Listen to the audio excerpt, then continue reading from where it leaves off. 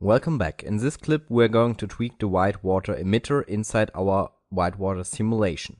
But first let's add one more parameter here in our WOP noise. Let's dive in and just promote here the offset parameter, so we can put an expression up here just that the offset moves through our container, so it changes on every frame. Let's put here $F for the current frame divided by 10. So now it will move through the container, the noise here.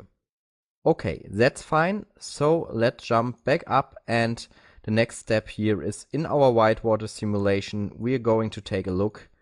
Let's jump to frame 1 and enable the simulation.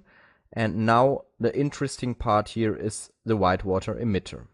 It's automatically linked to our Whitewater source, which we tweaked, and it will constantly emit particles. So the first important value is a constant burst rate, which has a huge impact on the particle count you will get in your simulation.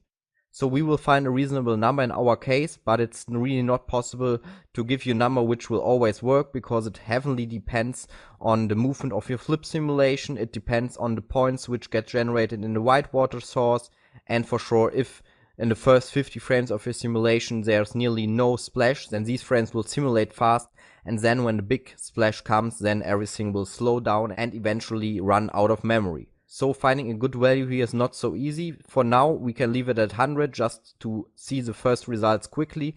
Later on we will take a look how to find a good value here. Okay, so let's just keep it like this, and the next value here is the shape. This here is really important because it has a huge impact on the look. Let's quickly take a look again at these two flipbooks here I already showed you.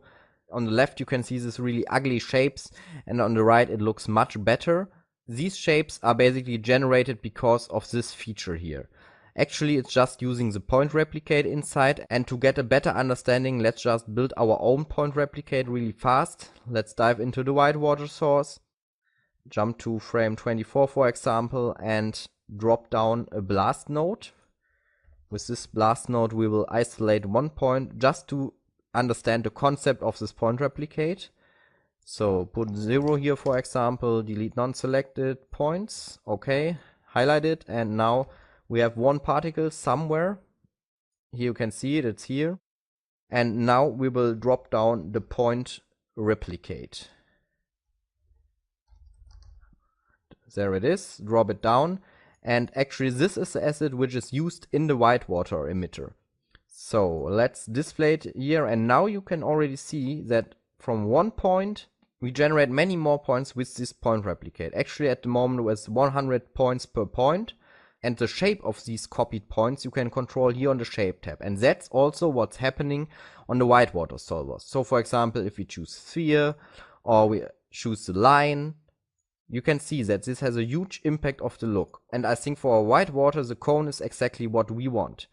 Another thing here is the velocity stretch. This is also activated inside the Whitewater emitter. So it's set to scaled, and now you can see that our one point here has a velocity. You can display the point trace, so the velocity is going in this direction here. And then this point replicate will take the velocity and stretch the points which gets replicated along this velocity vector. And that's actually also happening in the Whitewater emitter. So the settings on the shape tabs there are really important to get rid of these ugly shapes we saw in the flipbook and to get a realistic look. Okay, let's just get rid of these nodes just for explanation. Jump back up and let's dive back in after you jump to frame 1 again into our Whitewater emitter, and let's see. So I think an even better shape than the cylinder here is the cone, so let's change it. Next here is the velocity stretch. Let's lower this value a bit so the points which get generated won't be stretched so long around this vector, and also we have to offset. That defines on which point on the vector the stamping starts.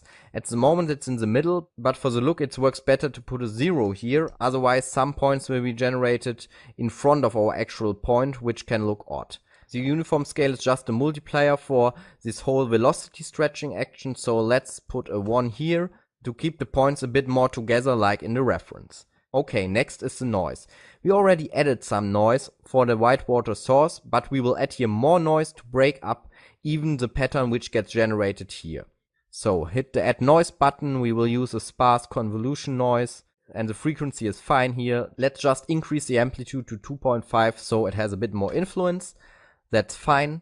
And last but not least, we shouldn't forget here on the attribute tab to tweak the velocity settings, because the velocity gets inherited from the emission point to our actual particle. And another thing we saw in the first flipbook, where we hadn't tweaked anything, was that it's flying too far and too fast.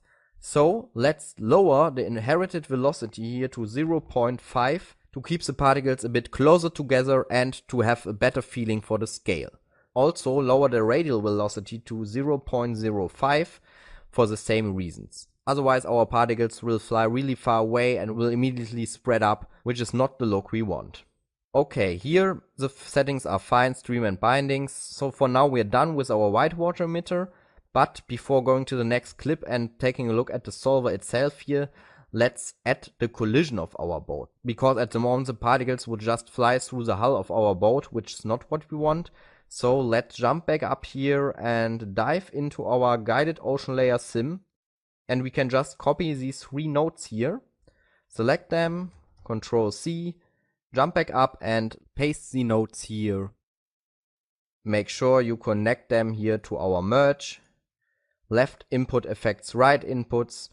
So let's change the order here. It's a collide relationship that our boat affects the particles. Okay, that's fine. So we're done for this clip. In the next one we will take a look at the Whitewater solver. See you there.